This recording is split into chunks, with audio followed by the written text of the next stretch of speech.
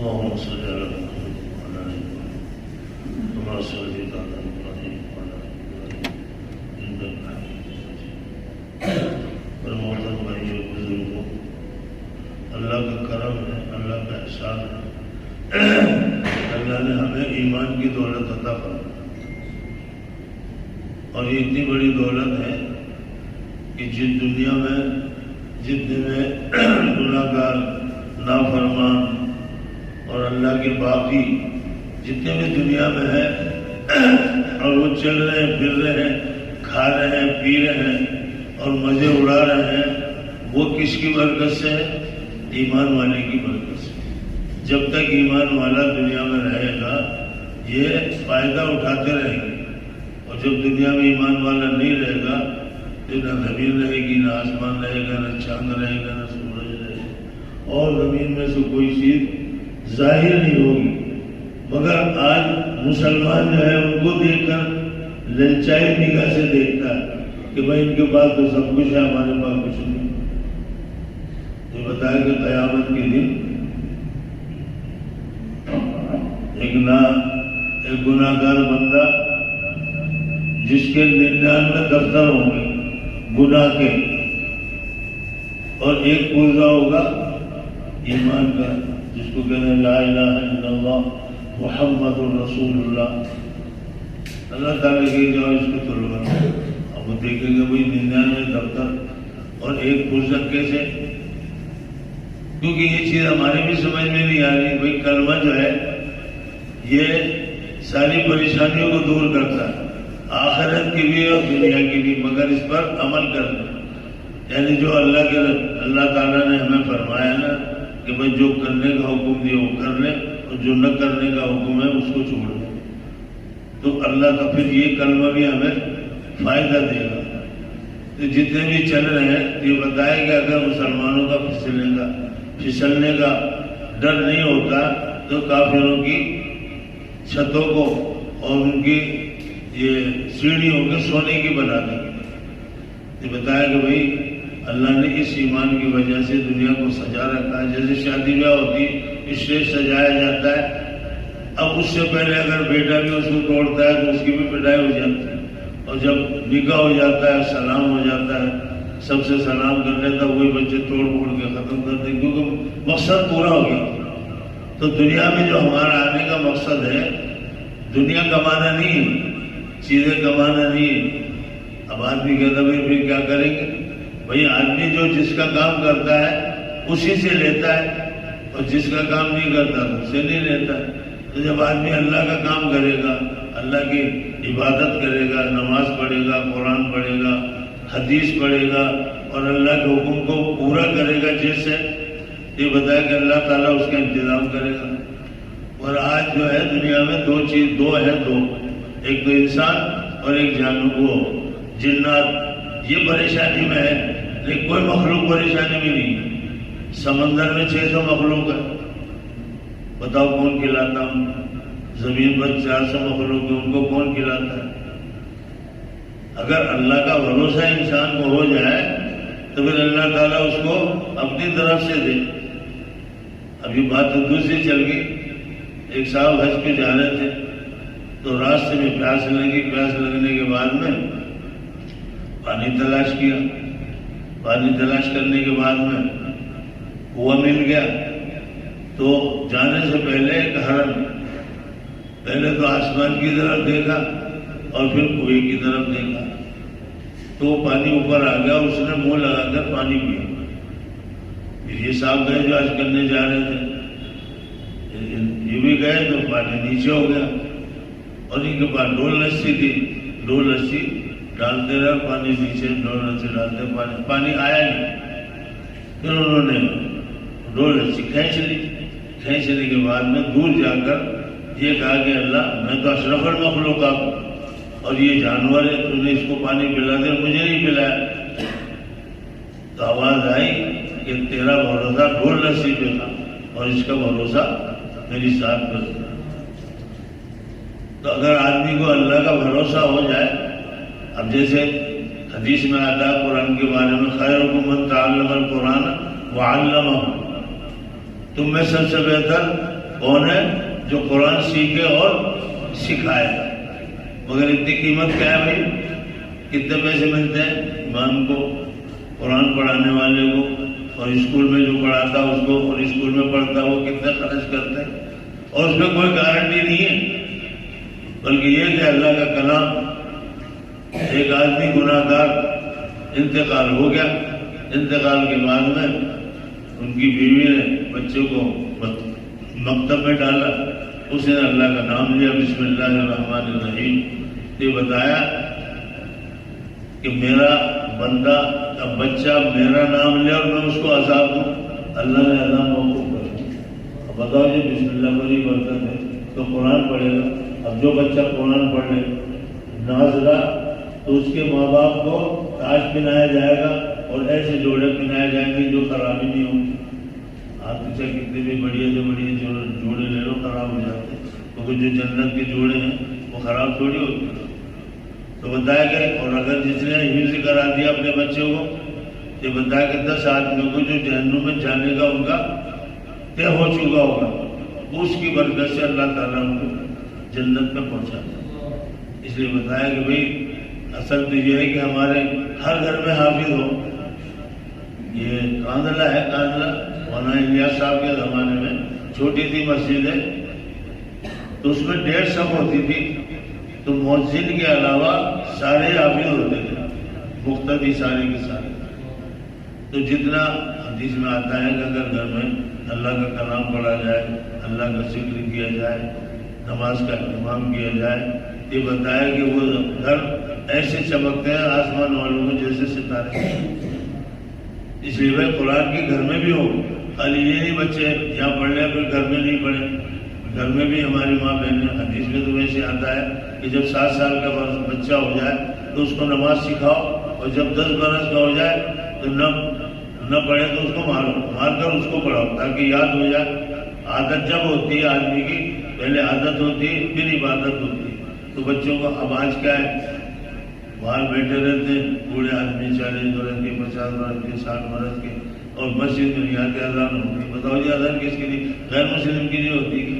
اور ہم ان کے سارے تیوہار مانتے ہیں، عید ان کی وہ ہولی آ جائے، شکرات آ جائے، اور ساری چیزیں مانتے ہیں کیونکہ ان کا ماحول زیادہ ہے، ہمارا ماحول کم. اس لیے بتایا کہ دین کا ماحول بنانے پر ماحول بنتا ہے. اس لیے بتایا کہ بھائی قرآن حافظ قرآن ہو گیا، اللہ اس کو بھی برکت عطا فرمائے، ان کے گھر والوں کو بھی برکت عطا فرمائے، اور ان کو قرآن پر عمل کرنے کی بھی توفیق عطا فرمائے. کیونکہ قرآن جو ہے ایک تو پڑھنے کا ہے، اور ایک اس پر عمل کرنے کا ہے، اور ایک دوسروں تک پہنچانے کا ہے. کیونکہ صحابہ جب دین کی محنت کر رہے تھے تو لوگ ایمان میں داخل ہو رہے تھے، اور آج جب محنت چھوٹ گئی تو مسلمان دین سے نکل رہے ہیں. ابھی شاہ جہاں بادشاہ تھا تو وہ اورنگزیب رحمۃ اللہ علیہ کے بیٹے حافظ ہوئے. حافظ ہونے کے بعد میں وہ جا کر ان سے کہا، بادشاہ سے، اپنے والد سے، کہ جی آپ کو مبارک ہو، آپ کا پوتا حافظ ہوا ہے. حالانکہ وہ شاہ جہاں بھی حافظ تھے، اورنگزیب حافظ نہیں تھے. تو شاہ جہاں نے کہا بادشاہ نے کہ بھائی مبارکباد مجھے جب ہوتی جب میرا بیٹا حافظ ہوتا. یہ بتایا انہوں نے، جب کہا نا پھر باپ نے، تو اسی وقت سے حفظ شروع کر دیا. پھر پودے نے تو کر ہی لیا تھا، باپ نے بھی شروع کر دیا، اور 2 سال میں حفظ کر کے والد صاحب کے پاس گئے اور جا کے کہنے لگے جی تمہارا بیٹا بھی حافظ ہو گیا، آپ کو مبارک. ابھی مرکز میں 7 سال کا بچہ 7 مہینے میں حافظ ہوا. مگر ماحول کیا ہے، ان کے ابا بھی حافظ، اور ان کی والدہ بھی حافظ، ان کی بہنیں بھی حافظ. ایسے مولانا سعید صاحب تھے دیوبند میں، اپنے انتقال ہو گیا، حدیث پڑھاتے تھے. ان کے سارے بچے حافظ، اور ان کی ساری بہنیں بھی حافظ، اور ان کی بیٹیاں بھی حافظ، سب حافظ.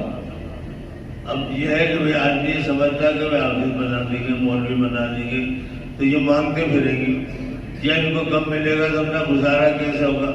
ارے بھائی اللہ کے کلام سے تو ہے گزارا. جب تک اللہ کا کلام رہے گا، جب تک دنیا قائم رہے گی، اور جب اللہ کا کلام اٹھا لیا جائے گا تو دنیا بھی ختم کر دی جائے گی. اس لیے بھائی آپ سب حضرات سے درخواست ہے کہ بھائی ایک تو یہ کہ اپنے گھروں میں یہ 4 چیزیں داخل ہوں، کیونکہ ہر گھر جو ہے نا آج پریشان ہے، بیماریوں سے بھرا ہوا ہے، پریشانیوں سے بھرا ہوا ہے.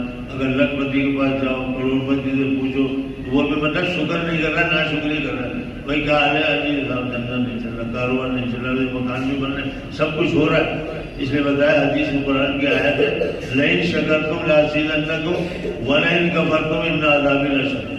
اگر تم میری نعمتوں کا شکر ادا کرو گے تو میں تمہاری نعمتوں کو بڑھا لوں گا، اور اگر ناشکری کرو گے تو ان عذابی لشدید. کیونکہ اللہ نے کپڑے بھی دے رکھے ہیں، مکان بھی دے رکھا ہے، کھانا پینا بھی دے رکھا ہے، ایک چیز نہیں ہوتی تو آدمی باؤل ہو جائے. اس لیے بھائی آپ سب حضرات کی درخواست ہے کہ اپنے گھروں میں بھی یہ چیز چلے، قرآن کی تلاوت، نماز کا اہتمام، اللہ کا ذکر اور حدیث پاک کی کتاب پڑھی جاتی ہے تو وہ گھر میں سکون، چین، اطمینان ہوتا ہے. اور یہ حافظ قرآن بچہ ہوا ہے اور بھی ماشاء اللہ ہو رہے ہیں، اور آپ جن کا نہیں ہو رہا وہ بھی مطلب ارادہ کریں، کیونکہ روزی جو ہے وہ پڑھنے پر نہیں، نہ خاندان پر ہے، نہ برادری پر ہے، کسی چیز میں نہیں ہے. وہ بھی سمائے رزقکم وما توعدون، یعنی تمہارا جو رزق ہے وہ آسمانوں میں، اور ہم تلاش کرتے ہیں. بھائی ایک آدمی آیا تو بھائی کہاں جا رہے ہو؟ بھائی روزی تلاش کرنے جا رہے ہیں، کسی کے پاس جا رہے ہیں. اب حالانکہ روزی آسمان پر ہے. اب آسمان والے سے کنیکشن ہو تو پھر وہ آسانی ہو جائے. موسیٰ علیہ السلام کے زمانے میں ایک مجلس تھی، اس میں موسیٰ علیہ السلام نے ایک شخص کہنے لگا کہ بھائی ملک میں یعنی دنیا میں کوئی نبی ہے؟ کہاں ہے؟ پھر کہا کہ اس شہر میں ہے؟ کہاں اس شہر میں؟ پھر کہا کہ اس مجلس میں ہے؟ کہاں اس مجلس میں؟ پھر ایک دوسرے آدمی نے کہا موسیٰ علیہ السلام کی طرف مخاطب ہو کر کہ اگر اللہ تعالیٰ اپنی مخلوق کو مارنا چاہے تو کیا کرے، کیا کرنا چاہیے؟ تو موسیٰ علیہ السلام نے کہا کہ اللہ تعالیٰ کے پاس بیٹھ جائے. جیسے کوئی بندوق چلاتا ہو تو اس کے پاس بیٹھا ہو تو اس کی تھوڑی لگے گی. ان کا مطلب یہ ہے کہ اللہ سے تعلق ہو جائے. جب بھی کوئی ضرورت پریشانی آئے، آدمی حدیث میں آتا ہے الوضو سلاح المومن، وضو جو ہے مومن کا ہتھیار ہے. اور نماز کیا ہے؟ یا ایھا الذین آمنوا استعینوا بالصبر والصلاۃ، یعنی نماز کے ساتھ اور صبر کے ساتھ اللہ کی مدد ہے. اگر آدمی کہا جاتا ہے نہیں ہوتا تو بازار میں جاتا ہے، کسی قرضہ مانگتا ہے. بلکہ یہ بتایا کہ پہلے آدمی اللہ کے گھر میں آئے، اللہ کے گھر میں آ کر وضو کرے، 2 رکعت نماز پڑھے، پھر اللہ سے مانگے، اور پھر بھی نہیں ملے پھر مانگے، پھر نہیں ملے پھر بھی مانگے. یہ عمل تو اللہ کے رسول نے بھی کیا. حالانکہ اللہ کے رسول کے کتنے چہیدے تھے، حضرت ابو صدیق، حضرت عمر، حضرت عثمان غنی، حضرت علی رضی اللہ. آپ کے گھر میں فاقہ تھا، آپ مسجد میں تشریف لے گئے اور 2 رکعت نماز پڑھی. آنے کے بعد میں پوچھا کچھ ہے؟ نہیں. پھر آپ تشریف لے گئے، پھر نماز پڑھی، پھر پوچھا کہ نہیں. پھر آپ نے نماز پڑھی، پھر پوچھا. پھر حضرت عثمان غنی رضی اللہ عنہ کے گھر سے کھانا آ گیا، مانگ بھی سکتے تھے. تو حضرت عمر رضی اللہ عنہ کے زمانے میں قحط پڑا، اور قحط میں یہ بتایا کہ بکری کسی ساتھی نے سبا کی صحابی نے، اس میں سوائے پانی کے اور کچھ نہیں نکلا. گوشت تو نکلی، ہڈی اور پانی. ان کی چیخ نکلی وائے محمد. اب حضرت عمر رضی اللہ عنہ مصر کے جو گورنر تھے ان کو لکھا کہ یہاں فاقہ ہے اور یہاں قحط ہے، آپ وہاں سے غلہ بھیجو. عمر بن عاص صحابی تھے، وہاں کے گورنر تھے. انہوں نے کہا کہ میں اتنا بڑا قافلہ بھیج رہا ہوں کہ پہلا اونٹ تو مدینے میں ہوگا اور آخری اونٹ مصر میں ہوگا. 25 دن کا راستہ ہے. وہ سارا کا سارا آگے ختم ہو گیا.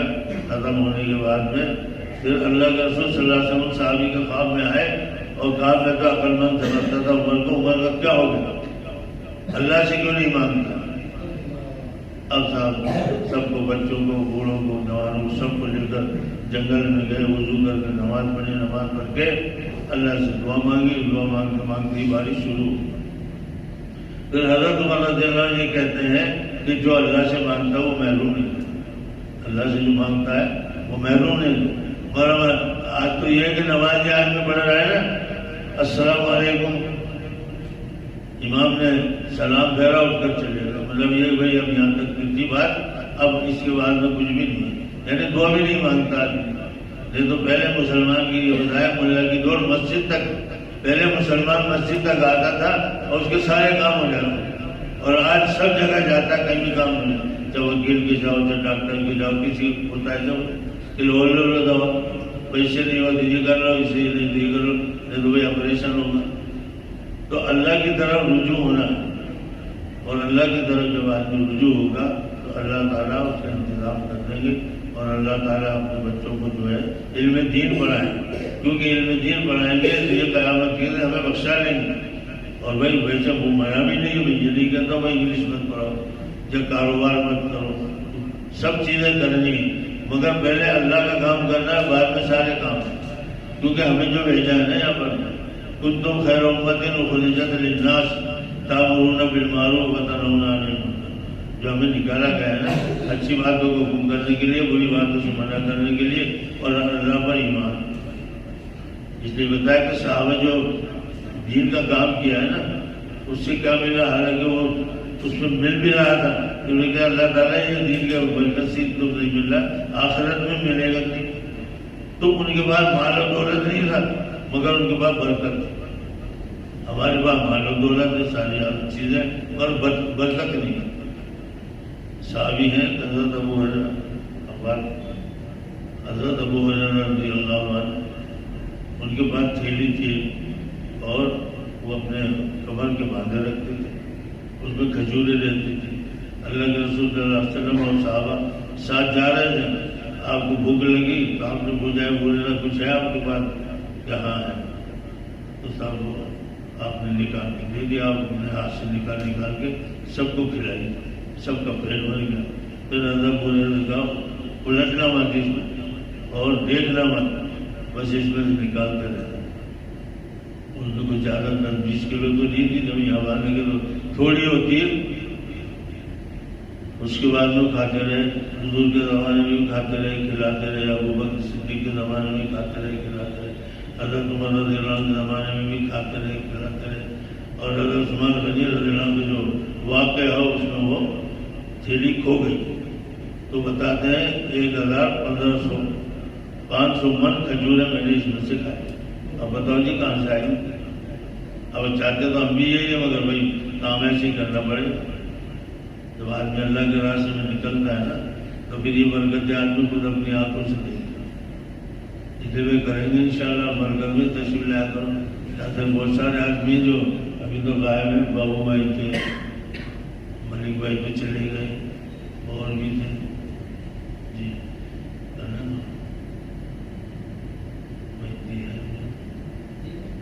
جی وہ کرنا شروع پڑھ لیں۔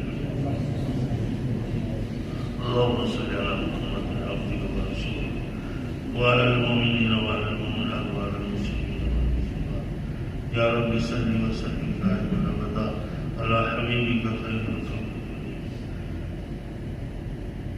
واعف عنا واغفر لنا وارحمنا انت مولانا وانصرنا على القوم الكافرين اللهم اهدنا فيمن هديت وعافنا فيمن عافيت وتولنا فيمن توليت وبارك لنا فيما آتيت وقنا شر ما قضيت فإنك تقضي ولا يقضى عليك إنه لا يذل من عليك ولا يعز من عليك تبارك ربنا وتعالى نستغفرك ونتوب إليك وصلى الله على النبي الكريم اللهم اغفر لنا وللمؤمنين والمؤمنات والمسلمين والمسلمات وألف بين قلوبهم وأصلح ذات بينهم وانصرهم على عدوك وعدوك اللهم قاتل الكفرة الذين يجحدون آياتك ويكذبون رسلك ويقاتلون أولياءك اللهم انصر الإسلام والمسلمين اللهم أعز الإسلام والمسلمين وأذل الشرك والمشركين ودمر أعداء الدين يا الله ہمارے گناہوں کو معاف فرما، یا اللہ ہماری خطاؤں سے درگزر فرما، یا اللہ ہمیں دین کی سمجھ عطا فرما، دین کا درد آخرت کی فکر نصیب فرما، یا اللہ جن بچوں نے تیرا کرنا مقام کو پورا کیا ہے، یا اللہ ان کے پڑھنے میں ان کو آسانی فرما، ان کو یاد کرنے کی توفیق عطا فرما، بار بار پڑھنے کی ہمیں سب کو توفیق عطا فرما، یا اللہ تیرے کلام کو پڑھنے کی توفیق عطا فرما، نمازوں کا اہتمام کرنے کی توفیق عطا فرما، ذکر کرنے کی توفیق عطا فرما۔ اے اللہ ہم سب تیرے بندے ہیں، اور اے اللہ تیرے گھر میں آئے، اور جو تیرے گھر میں آتا ہے اس کا اکرام کرتا ہے۔ اے اللہ ہمارے سب کی اے اللہ گناہوں کو معاف فرما، ہماری پریشانی کو دور فرما، حالات کو درست فرما، اور اے اللہ جتنے بھی ساتھی یہاں بیٹھے ہوئے ہیں اے اللہ ان کی جو پریشانیاں ہیں اے اللہ دل کا حال تجھے ہی معلوم، دلوں میں کیا کیا چیزیں ہیں تجھے ہی معلوم۔ اے اللہ سب کے دلوں کے حال اے اللہ پریشانی کو پورا فرما، اور اے اللہ آپس میں اتفاق اختیار پیدا فرما، عداوت و دشمنی کو ختم فرما، اخوت محبت پیدا فرما۔ اے اللہ جو بچے حاضر ہوئے ہیں ان کو عالم دین اور مفتی کرام بننے کی بھی توفیق عطا فرما، اور ان کے ماں باپ کو بھی خرچ کرنے کی توفیق عطا فرما۔ اے اللہ حرمین شریفین کی حفاظت فرما، وہاں رہنے والوں کی حفاظت فرما، وہاں جانے والوں کی حفاظت فرما، وہاں سے آنے والوں کی حفاظت فرما۔ اے اللہ مدرسوں کی حفاظت فرما، مساجد کی حفاظت فرما، مقابر کی حفاظت فرما، دینی جگہ ان کی حفاظت فرما، اور امت مسلمہ پورے مسلمانوں کی حفاظت فرما۔ اے اللہ ان کی مکانوں کی، دکانوں کی، اے اللہ ان کی بوڑھوں کی، جوانوں کی، اے اللہ مستورات کی، بچوں کی، ہر چیز کے اللہ کی حفاظت فرما۔ اے اللہ جو تیری حفاظت میں آ جاتا ہے اس کا کوئی بار پیدا نہیں کر سکتا۔ اے اللہ تیری حفاظت کے کام ہمیں کرنے کی توفیق عطا فرما۔ اے اللہ جس سے تیری حفاظت میں آتے ہو اے اللہ ان کاموں کو کرنے کی توفیق عطا فرما، اور جس سے اللہ پکڑ میں آتے ان پکڑ سے ہماری حفاظت فرما۔ اے اللہ جو بیمار ان کو شفایت آمنہ آج اللہ دائم و مسلم مستقبل عطا فرما، جو پریشان آ رہے ہیں ان کی پریشانی کو دور فرما، ناجائز مقدمات میں معفوظ اللہ ان کو رہا فرما، دنیا سے جا چکے ہیں اللہ ان کی مغفرت فرما۔ اللہم اغفر للمؤمنین والمؤمنات، حالات کو درست فرما، حالات کو درست فرما۔ اے اللہ امت مسلمہ کی حفاظت فرما، چاروں طرف سے حفاظت فرما۔ سبحان ربک رب العزت عما یصفون وسلام علی المرسلین والحمد للہ رب العالمین۔